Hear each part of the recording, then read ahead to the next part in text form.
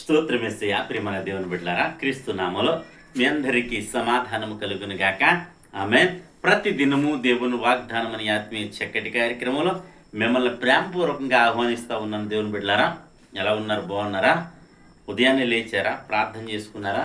కాసేపైనా దేవుని వాక్యాన్ని మీరు చదువుకున్నారా? ప్రతి దినం ఒక సహోదరుడిగా, ఆత్మీయుడిగా, తోటి విశ్వాసిగా, దేవుని బిడ్డగా మిమ్మల్ని ప్రతి దినము నేను హెచ్చరించడం జరుగుతుంది, మిమ్మల్ని మేల్కొల్పడం జరుగుతుంది. దేవుడు నాకు ఇచ్చిన పిలుపుని బట్టి నేను సంతోషిస్తూ మీ అందరికీ మరి నాకు దేవుడు ఇచ్చిన బాధ్యతను నెరవేర్తిస్తున్నాను.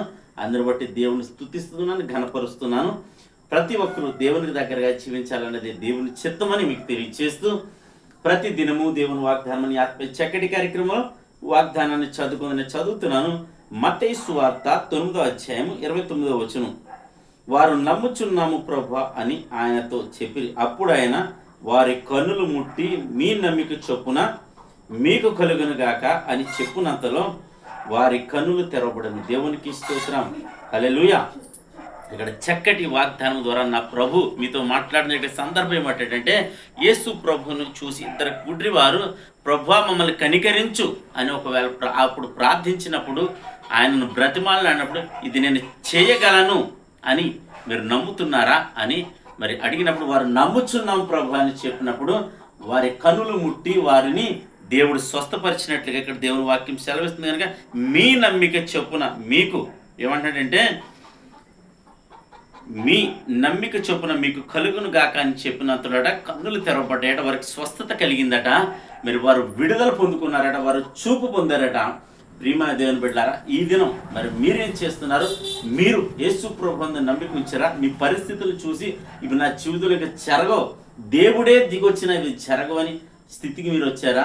అయితే యేసు ప్రభువును నమ్మిక ఉంచండి. యేసు ప్రభువే మరి ప్రతి పరిస్థితి నుంచి దేవుడు విడిపించగల దేవుడు, సమర్థుడు, శక్తిమంతుడు అని మీకు తెలియజేస్తున్నాను.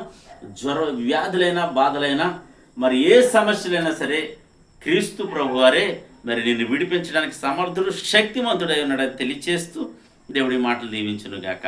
ఆమెను ప్రార్థన చేసుకుందాం. స్తోత్రము తండ్రి, వందనాలు యేసయ్యా.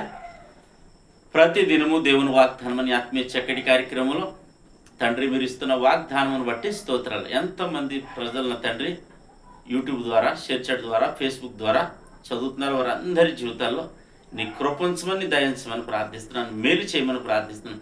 ఈ వాగ్దానం వారి జీవితంలో నెరవేర్చమని, ప్రతి ఒక్కరూ నీ యందు నమ్మిక ఉంచి నీ యొక్క మేళ్ళు నేను వారి జీవితాల్లో కార్యాలు నీ బిడ్డలు చూసినట్లు, అద్భుతాలు చూసినట్టు కృపను అనుగ్రహించమని ప్రార్థిస్తున్నాను. రోగులుంటే స్వస్థపరచమని ప్రార్థిస్తున్నాను. వెంటిలేషన్ మీద కావచ్చు ప్రభా, హాస్పిటల్స్లో కావచ్చు ప్రభా, ఎవరెవరు ఏ పరిస్థితుల్లో ఉన్నా సరే వారందరినీ స్వస్థపరచమని ప్రార్థిస్తున్నాను. అలాగే తండ్రి ఆయా రీతిలుగా, ఆయా కారణాలుగా నా తండ్రి అనేక మంది యాక్సిడెంట్ల కారణంగా చనిపోతా ఉన్నారు. ప్రతి ఒక్కరిని కనికరించండి, కృప చూపించమని ప్రార్థిస్తున్నాను. ఈ దినం ప్రభా మా గ్రామాన్ని, మా రాష్ట్రం, మా దేశాన్ని కాచి కాపాడమని ప్రార్థిస్తున్నాను. నేను మా దేశానికి భద్రత దయచేయమని ప్రార్థిస్తున్నాను, రక్షణ దయచేయమని ప్రార్థిస్తున్నాను, కాపుదల దయచేయమని ప్రార్థిస్తున్నాను.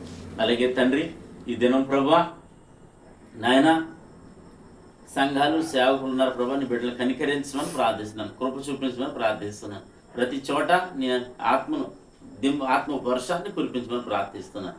అలాగే తండ్రి ఈ దినం ప్రభా నా తండ్రి ఎవరెవరైతే ఉద్యోగాలు దయచేయండి, ఉద్యోగాల్లో పర్మనెంట్లు చేయమని ప్రార్థిస్తున్నాను.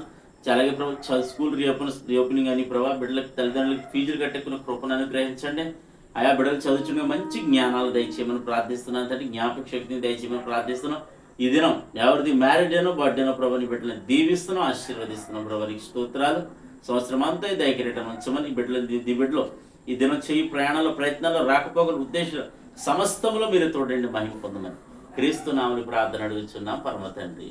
ఆమేన్. నేను నమ్ముతున్నాను ప్రియమందని బిడ్డారా, ప్రభు మనందరితో మాట్లాడి బలపరిచారు. కనుక మనము ఈ వీడియో షేర్ చేయడం ద్వారా, సబ్స్క్రైబ్ చేయడం ద్వారా, మరి కామెంట్స్ పెట్టడం ద్వారా అనేక మందికి సేవను పరిచయం చేసినట్లు అవుతుంది. దేవుని గురించిన మరి సేవ అంటే సువార్తలో నేను పాలిభాగస్తులు అవుతాం. కనుక ప్రతి ఒక్కరు వీడియో లైక్ చేయండి, షేర్ చేయండి, ఛానల్ సబ్స్క్రైబ్ చేసిన దేవుడు నిన్ను కుటుంబాన్ని దీవించును గాక. ఆమేన్.